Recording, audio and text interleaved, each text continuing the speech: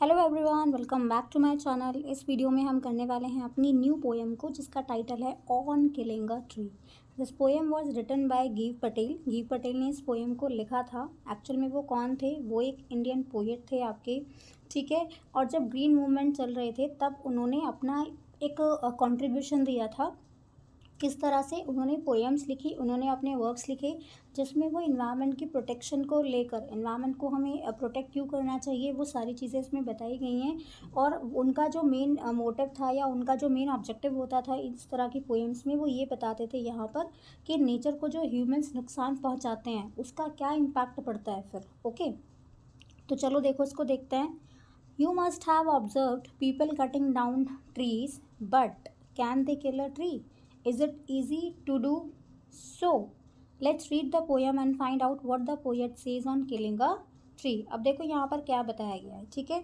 आपने देखा होगा कि जो पेड़ हैं, उनको, पेड़ों को जब काटने लगते हैं लोग तो बहुत सारी प्रॉब्लम हमारी नेचर में आने लगती हैं, है ना। मतलब यहाँ पर क्या बताया गया है, यहाँ पर ह्यूमन के जो भी इम्पैक्ट है, ह्यूमन जो इन्वायरमेंट को नुकसान पहुँचाते हैं, उनका रिजल्ट या उनका कंसिक्वेंस सोचे बिना जो है वो नेचर को नुकसान पहुँचाते हैं। बट एक्चुअल में बाद में उसका जो रिजल्ट है वो उनको झेलना पड़ता है। लेकिन अगर कोई ह्यूमन कट कर रहा है या हम लोग पेड़ों को कट करते हैं, तो क्या एक्चुअल में हमने उन पेड़ों को कट कर दिया पूरी तरह से, या हमने कोई चीज़ मिस कर दी है? क्या इस तरह के करने से पेड़ों को मारा जा सकता है? क्या ये बहुत आसान है ये काम करना? तो इस पोएम को पढ़ते हैं और इस पोएम के अंदर पढ़ने के बाद हमें समझ में आएगा कि एक्चुअल मीनिंग जो है वो पोएम का क्या दिया गया है। चलिए स्टार्ट करते हैं। देखो इसको। It takes much time to kill a tree, not a simple jab of the knife will do it. It has grown, slowly consuming the earth, rising out of it, feeding upon its crust, absorbing years of sunlight, air, water, and out of its leprous hide sprouting leaves. इनके जो D words हैं पहले उनका meaning समझ लीजिए। देखिए यहाँ पे जैब लिखा है, तो जैब का मतलब क्या होता है? रफली किसी चीज़ को कट करना, ऐसे ही, बिल्कुल ऐसे ही किसी चीज़ को मारना, हिट करना, ब्लो करना। लेप्रस हाइट का मतलब क्या होता है? आपने पेड़ देखे होंगे, जो पेड़ काफ़ी पुराने हो गए हैं या बहुत एज हो चुकी है जिन पेड़ की, तो उनका जो बार्क है वो बहुत रफ सा हो जाएगा, ठीक है। अगर आप उस पर ऐसे हाथ लगाएंगे तो बहुत रफ लगेगा, उसकी जो बार्क है ना वो आपके हाथ में चुभेगी, ठीक है, स्केली सरफेस हो जाएगा उसका। तो उसके लिए यहाँ पे लेप्रस हाइट कहा गया है।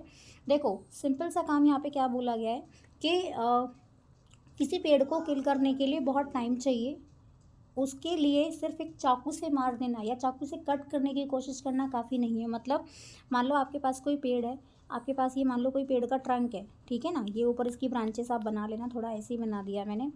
तो अब क्या करोगे, अगर आपने इस ट्रंक को आप ऐसे चाकू से मारने की कोशिश करोगे, यहाँ से कट किया, यहाँ से कट किया, तो इतना आसान तो है नहीं कि हमने चाकू से कट किया और पेड़ जो है वो गिर जाएगा, नहीं ना। बहुत टाइम चाहिए किसी पेड़ को मारने के लिए, ठीक है। अब ये पेड़ क्या करता है, अब पेड़ जब ग्रो करेगा तो उसकी रूट कहाँ है, वो बिल्कुल अच्छे से सेट हो गई है, कहाँ पर? सॉइल में। धीरे धीरे जो है वो बड़ा होना स्टार्ट हो जाएगा आपका पेड़। और वो न्यूट्रिशन कहाँ से लेगा? वो सॉइल से न्यूट्रिशन ले रहा है, उसको जो भी मिनरल्स चाहिए, उसको जो भी सारी चीज़ें चाहिए वो कहाँ से लेगा? वो रूट से एब्सॉर्ब कर रहा है। वाटर चाहिए, मिनरल्स चाहिए, वो सब रूट से कंज्यूम करेगा, है ना। सनलाइट जो है वो सूरज से ले लेगा। तो ये सारी चीज़ें हैं जो प्लांट को हेल्प करती हैं किस चीज़ में? उसको बड़ा होने में।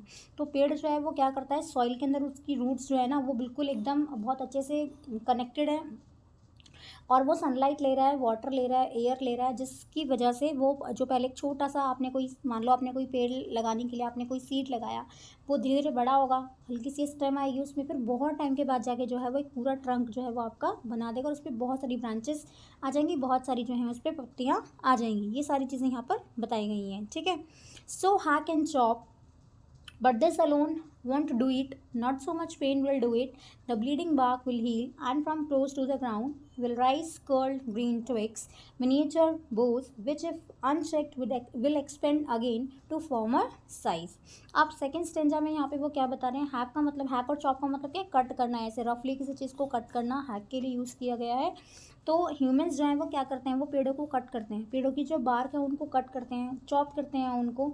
लेकिन उनको कट करने से कोई मतलब नहीं बनता है, क्योंकि आप पेड़ को इस तरह से, आप पूरी तरह से पेड़ को डिस्ट्रॉय नहीं कर सकते। ये काफ़ी नहीं है किसी पेड़ को गिराने के लिए। पॉइंट क्या है यहाँ पे देखो, मान लो आपने किसी पेड़ को कट किया, जैसे आपने देखा होगा कि पेड़ों की ब्रांचेस को भी कट किया जाता है, तो ये तो नहीं कि वो पेड़ जो है फिर ग्रो नहीं करेगा।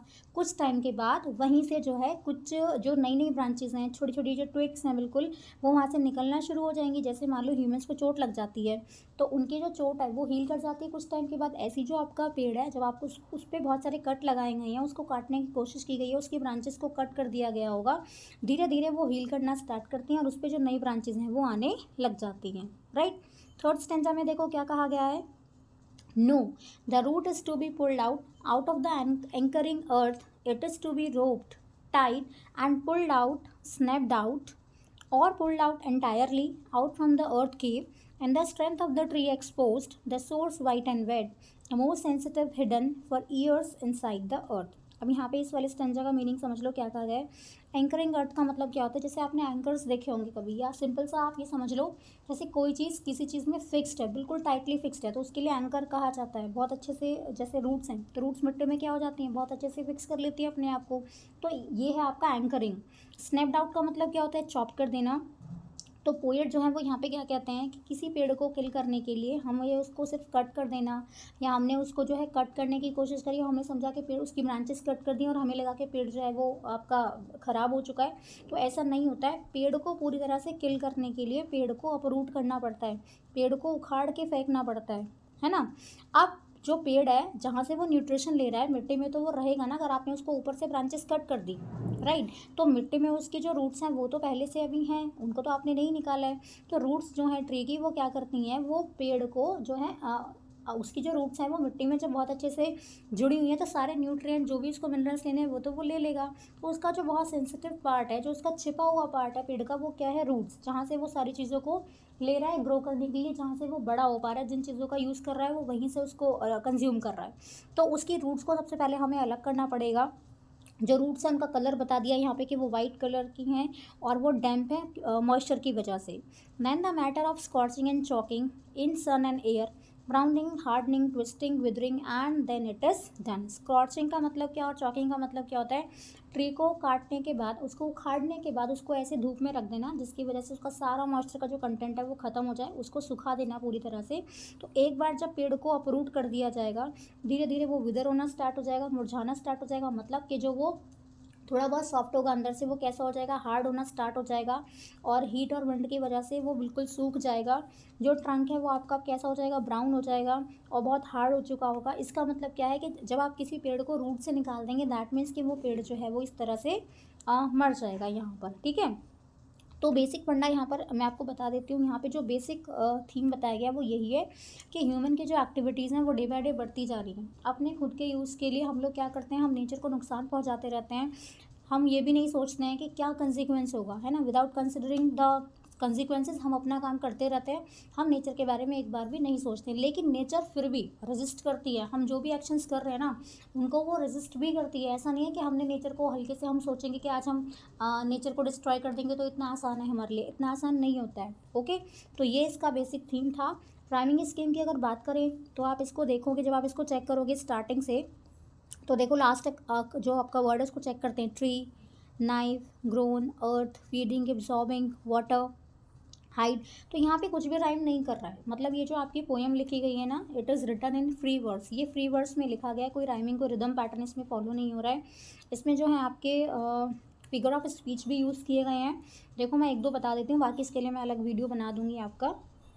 जैसे एलिट्रेशन यूज़ किया गया है इसमें, ब्लीडिंग बार्क है यहाँ पर ये वाला, तो इसमें एलिट्रेशन हो गया। एलिट्रेशन क्या करते हैं, जो आपका वर्ड्स लिखे गए हैं उनका जो स्टार्टिंग का लेटर है ना, वो क्या कर रहा है, रिपीट कर रहा है। तो ये क्या हो जाएगा आपका, एलिट्रेशन हो गया। कॉन्सोनेंट साउंड आपका रिपीट कर रहा है ना इसमें, तो ये हो गया आपका एलिट्रेशन।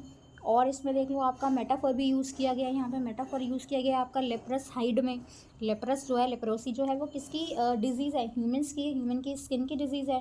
तो यहाँ पे जो ट्रंक है ट्री का, उसको कंपेयर किया गया है इस बीमारी के साथ में। तो ये क्या है आपका, ये मेटाफर हो गया आपका। ओके, तो ये एक दो मैंने आपको बता दिए हैं, बाकी हम अलग वीडियो में जो इसको कर लेंगे। तो यहाँ पे हमारी जो पोएम है वो कंप्लीट हो जाती है। मिलते हैं अगले वीडियो में, तब तक के लिए थैंक यू।